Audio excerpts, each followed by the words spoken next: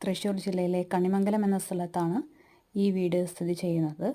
തൃശ്ശൂർ ടൗണിൽ നിന്നും ഏകദേശം 5 കിലോമീറ്ററാണ് ഇവിടേക്കുള്ള ദൂരം. ഇതൊരു ഇരുനില ടെറസ് വീടാണ്.